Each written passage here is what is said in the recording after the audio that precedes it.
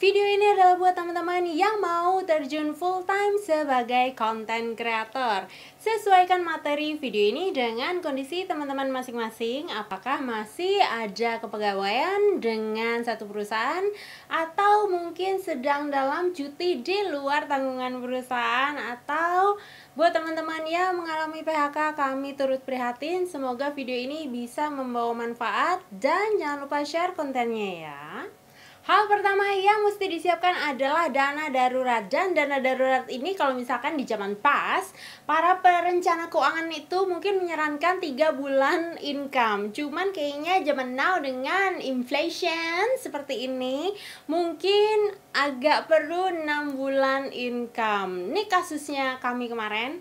Ini dana darurat memang 6 bulan income, tapi ternyata pada kenyataannya bisa stretch out 1 tahun, sekitar 1 tahun 3 bulanan. Tapi balik lagi, ini perlu disesuaikan dengan kondisi teman-teman masing-masing. Dan ini juga akan tergantung gaya hidup dari teman-teman sendiri nih. Kalau misalkan masih single dan gak ada tanggungan, mungkin oke lah bisa kencangkan ikat pinggang. Tapi kalau kasusnya kayak Eka dengan sendiri dengan 2 anak ini yang udah pada gede-gede, udah beranjak remaja, oke, perlu kalkulasi ulang ya. Dan ini juga buat teman-teman yang punya tanggungan atau tinggal dengan keluarga, juga perlu dikomunikasikan dengan anggota keluarga lainnya. Apakah perlu penghematan yang penting dan mendesak, tidak penting dan tidak mendesak, berarti kan ini perkara lifestyle.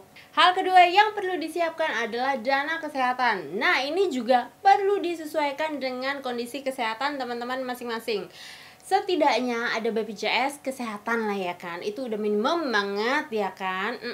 Jadi ini perlu tahu dengan detail kondisinya teman-teman, kayak gimana kesehatannya. Dan ini juga terkait kalau misalkan teman-teman mau ambil asuransi tambahan di luar BPJS kesehatan, juga ini perlu kalkulasi nih. Ada yang deductible, ada yang nggak pakai deductible. Kalau gue pribadi, gue agak nggak suka sama deductible karena kan mesti sedia duit cash yang benar-benar di tangan sebagai uang muka gitu loh. Jadi penghitungannya memang lebih murah, cuman perlu ada dana cash di tangan. Kalau misalkan nggak ada deductible, berarti kan cukup bayar insurance gitu ya kan, agak lebih mahal tentunya. Hal yang ketiga yang perlu disiapkan adalah dana pensiun. Nah, dana pensiun ini juga tergantung lagi sama kebutuhannya teman-teman. Usia sekarang berapa, usia pensiun nanti maunya berapa. Dan juga setidaknya ada BPJS Ketenagakerjaan. Juga itu tergantung nih sebagai apa. Ada sih BPJS Ketenagakerjaan yang BPU, bukan penerima upah, dan ada yang PU. Cuman teman-teman perlu jeli juga, BPU dengan PU itu ada 1-2 fasilitas yang berbeda. Jadi perlu jeli banget dan perlu disiapin. Nah, misalkan teman-teman udah punya badan hukum sebagai konten kreator, sebutlah PT Persorangan gitu ya kan. Tapi tetap nih ada minimum 2 orang. Terakhir sih minimumnya 2 orang, 2 anggota buat masukin dan aplikasi untuk PU, oke? Nah, ini bisa nih kalau misalkan belum ada editor, bisa kan asisten rumah tangga dimasukin lah ya kan. Ya kan membantu juga dalam pekerjaan sebagai content creator, yang nggak salah juga sih sebenarnya. Hal yang keempat yang perlu dipersiapkan adalah prediksi pendapatan. Ini bisa dari mana aja nih income streamnya. Jadi teman-teman bisa nih bikin SWOT analysis gitu ya kan. Ada yang strength yang mana dan ada kesempatan di opportunity yang mana. Nah, ini bisa digabungin. Nah, ini poin-poin mana aja nih yang bisa mendatangkan income, yang bisa mendatangkan penghasilan. Teman-teman perlu jeli, bikin daftarnya selengkap mungkin, dan mana-mana aja yang bisa dikaryakan gitu ya kan. Dan kami juga ada playlist buat teman-teman penghasilannya konten kreator dari mana aja. Di situ ada playlist sendiri. Buat materi selengkapnya teman-teman bisa langsung ikutan kursus online kami, ada di ekonomikreatif.alfayurika.education. Hal yang kelima adalah strategi konten. Sebelum ngomongin strategi konten ya kan, kita perlu pahamin dulu ini sebenarnya kontennya bersifat apa. Kalau misalkan kontennya bersifat edukatif saja, juga ada konten yang bersifat entertainment saja, juga ada. Bagus banget kalau misalkan bisa menggabungkan 2 hal ini, bisa digabungkan. Cakep. Jadi beneran konten edukatif yang menghibur itu luar biasa.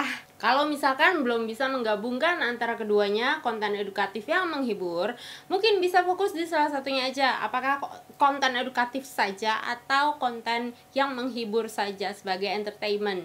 Jadi ini perlu diperhatikan dengan jeli, ini dari awal arahnya mau kemana. Kalau buat konten entertainment, mungkin ini kedepannya bisa dapat penghasilan dari brand deal, dari endorsement, dari affiliate marketing dengan strategi viral. Jadi nggak semua konten itu juga perlu viral gitu, dan nggak semua konten kreator itu juga menggunakan strategi viral ala Mr. Beast gitu ya kan. Nggak juga, nggak semua konten kreator. Nah ini tambahan penghasilannya mungkin bisa dari creator fund. Jadi kalau misalkan konten-konten viral di TikTok ada creator fund, di YouTube ada AdSense, di Instagram, Facebook, Meta ada juga creator fund. Walaupun memang ada limitasi untuk lokasi di Indonesia belum bisa.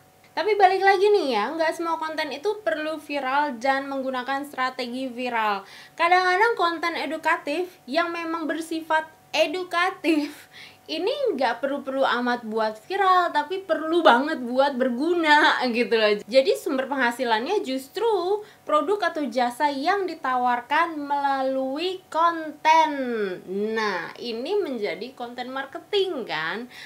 Produknya apa ya? Produk yang kita tawarkan lah. Jasanya apa ya? Jasa yang kita tawarkan. Atau bisa juga endorse untuk misalkan training center apalah, atau produk manalah yang bermanfaat buat publik. Kita buatkan kontennya juga bisa. Konten-konten review arahnya ke sana. Jadi strategi ini nggak perlu sepenuhnya viral dan hanya bergantung untuk tujuan viral dapat creator fund yang enggak juga.